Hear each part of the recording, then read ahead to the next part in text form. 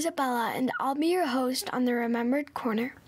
On these episodes, I'm going to showcase my hometown, Medicine Hat, Alberta. Medicine Hat is a place that's very near and dear to my heart. It's where I was born, and it's where I call home today. And I'm excited to share with you some of the reasons why I love it so much. Whether you're a lifelong resident of Medicine Hat or just discovering it for the first time, these episodes are for you. So sit back, relax, and enjoy. Hi guys! Today I'm going to go and interview Natasha from the Women's Shelter, and I'm going to showcase on what she does for the community and how she helps out families who might be going through violence at their home. So come on, let's go!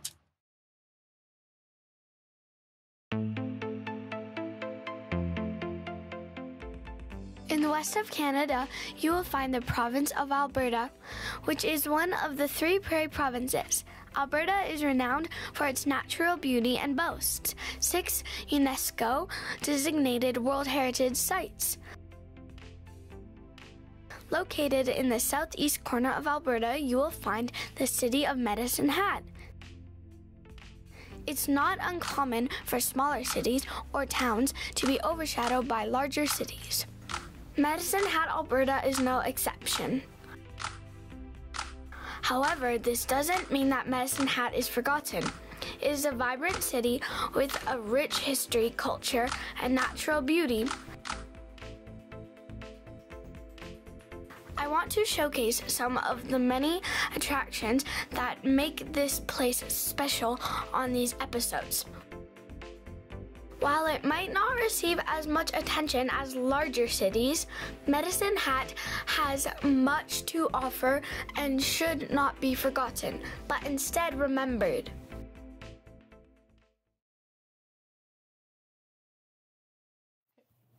Okay.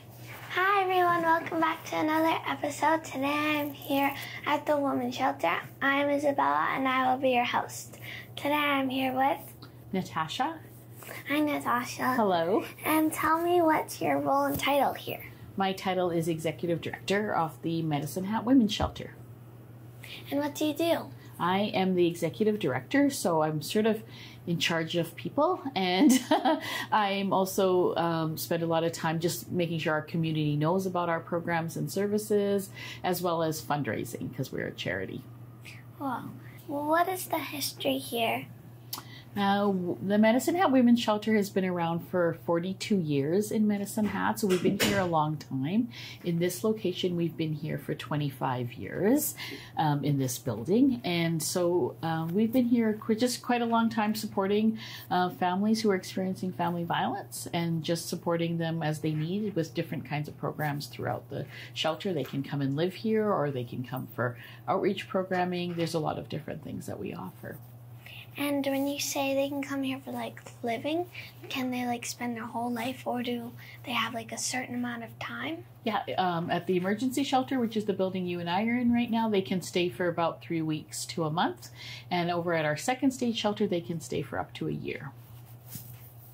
If people need help at the women's shelter, how do they get in touch? Yeah, they can give us a call. We're really accessible right now. They can text us. They can call our helpline, which is 24/7 as well. We have a web chat on our website that they can get a hold of us. So there's lots of different ways that people can get a hold of us. And we always have staff here 24/7, 365 days a year. So there's always someone here to talk to. Wow. Yeah. And have you ever closed down?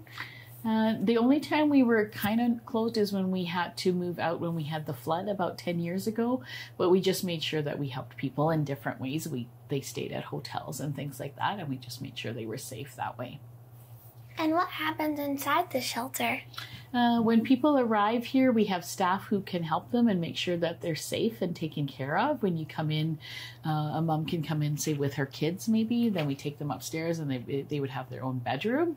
And then we make sure that they have what they need, like they have clothes or, nice, comfortable clothing to wear and stuff like that. And then people can be here and they have meals provided to them as well as somebody to talk to. So we make sure that there's someone who can talk to the parents and somebody who can talk to the kids as well.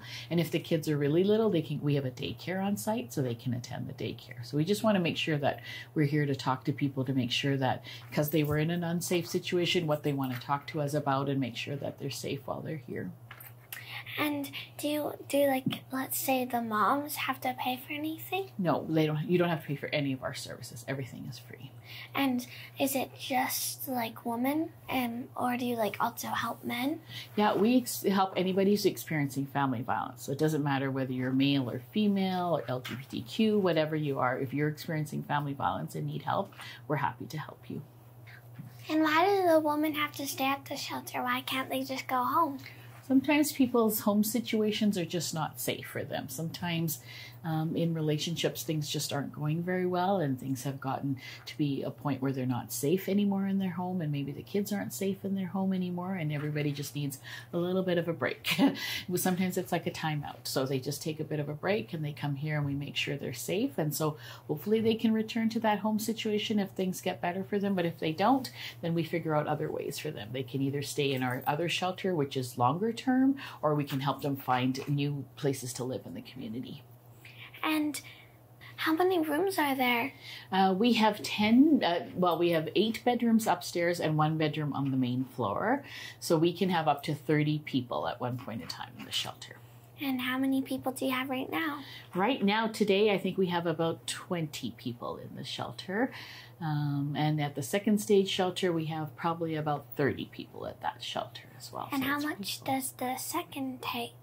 The second stage shelter has 10 townhouses, so it can be any number of people in any townhouse. So we can have quite a few people over there as well. So, but it is pretty full over there right now.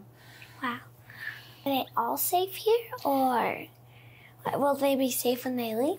Yeah, they're safe while they're here for sure, because we have all our doors are locked, as you probably saw when you came in, and we make sure we check who you are when you arrive here, as well as we have security cameras all over the place so that we can make sure that, and all around the situation is safe. And we really make sure that once people leave that they're going back to safe situations. So if they're going back to their home, which is where they came from, that wasn't safe in the first place, we make sure that they have what we call a safety plan in place, so to make sure they know what to do if it gets unsafe again. And has that ever happened to anyone where they had to come back to them? We have had people, lots of times people have gone back hoping that it's going to be different and it's not always the same, or it's just not safe again. So people can come back and forth anytime as much as they want. That's up to them. What happens to the children that stay here? Like, do they go to school? Is there like a school here? Or? Yeah, for sure. They can keep going to the same school they were at before they came here, unless they've come from out of town, then we would find them a new school to go to.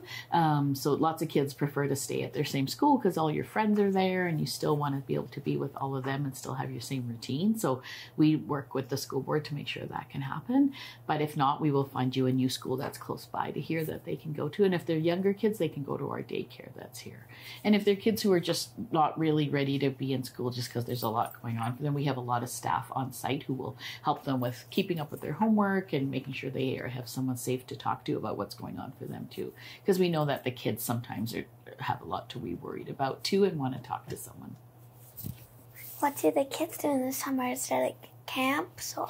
Yeah, we run a summer camp in the program, probably kind of like the camps you've been going to. So they come for the day and then we just do fun things with them. Last week, I think they went to the butterfly house and they've been to Medelta and they went to the bakery to make cookies. So just some fun things like that for them to do. They were in the parade. So a lot of fun things for them to have a nice summer. We want to make sure those kids have fun too, just like all the kids need to have a fun summer, right? And then at our summer camp program, we also talk about how they can keep themselves safe if they're in unsafe situations at home too.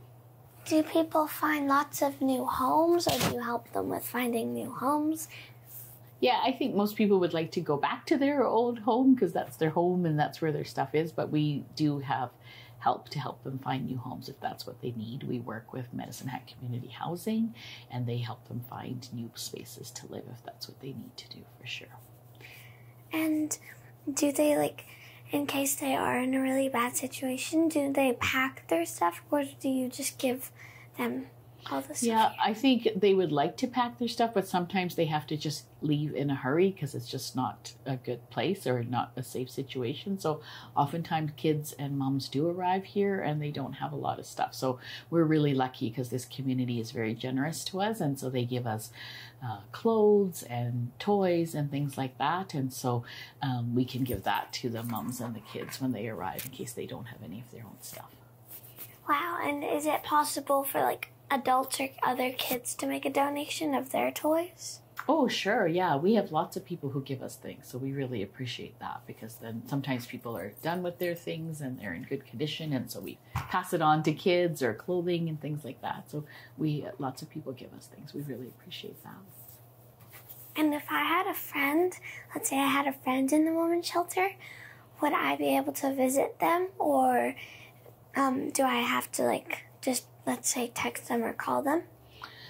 You could probably visit them, but not here at the shelter because we just try to respect people's confidentiality. Because so sometimes you might come here because you know your friend is here, but then you might see somebody else who's here and you didn't know that she was here, and she maybe doesn't want you to know that she's here because sometimes people feel a bit awkward about feeling uncomfortable, about their situation. So we just want to respect people's privacy. So we would suggest texting or calling with your friend or meeting them like off-site, like at a park or something like that. So they could definitely do that. They don't have to stay in here all the time. How many workers are there that help out here? Well, so we have 3 different buildings. We have the emergency shelter, the second stage shelter, and we have an outreach building. So among those 3 buildings, we have about 45 staff. Whoa. Yeah, it's a lot of people. It takes a lot of people to run all our programs. Do you have any volunteers at the women's shelter, and what types of jobs do they do? We have lots of volunteers, and we're really thankful for volunteers because they really help us fill in all the gaps of things that we don't always have staff to help with. So we have volunteers who help at the front. They help answer the phone and help with donations arriving. We have volunteers who come and help sort the donations and make sure they're all going to the right location. We have volunteers who help in the kitchen, baking or making meals. We have a daycare on site, so volunteers come and help in the daycare. And then we also run what we call like special events, like we're out at Spectrum or Canada Day or different events like that, and we use volunteers to come and help with those booths and things like that. That's nice. Yeah, they like it.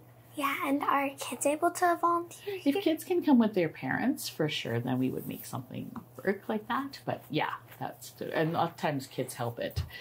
Sometimes schools come and help clean up the backyard, like Crescent Heights comes and does that, or McCoy comes and does different things. So definitely different things have happened like that. That's good. And how can people like me, like kids or adults, help the women's shelter and the kids staying here?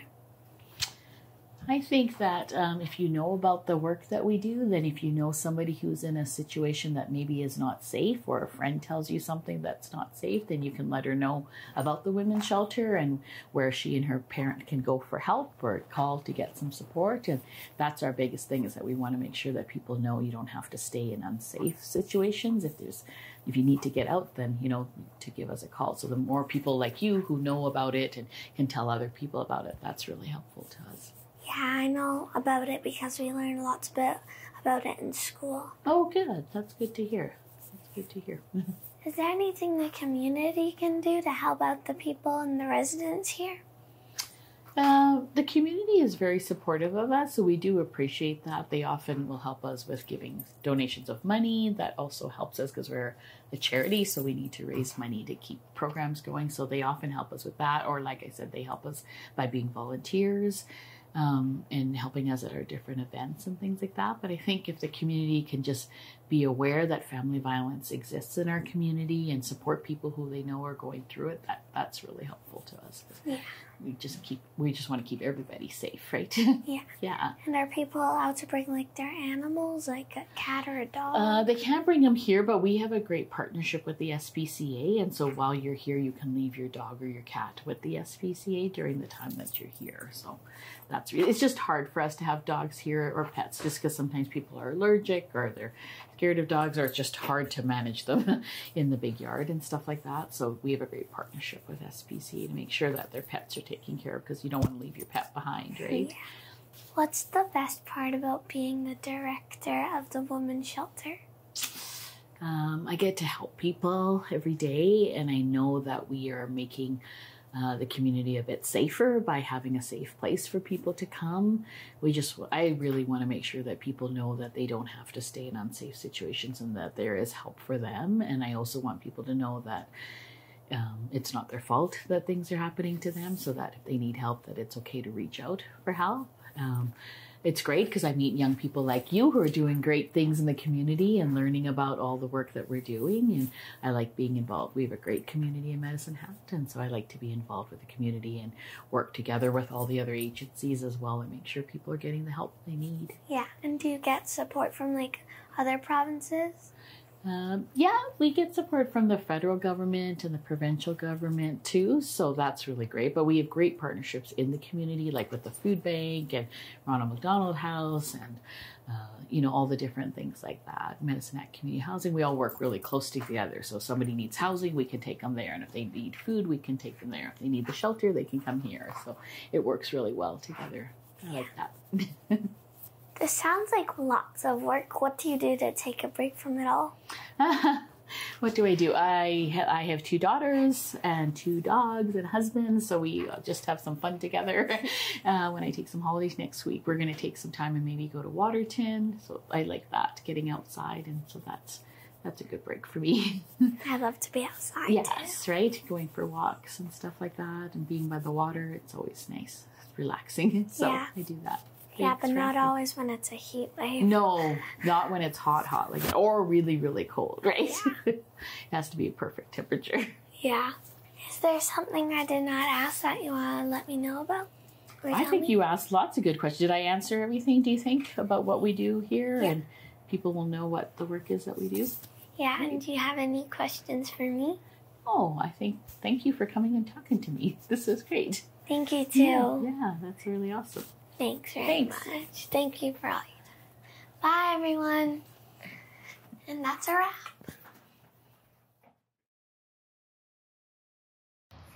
Hi, guys. So I just finished up with Natasha. I learned so much from her. Thank you again, Natasha. I really appreciated all of your time. So thanks, guys. Bye.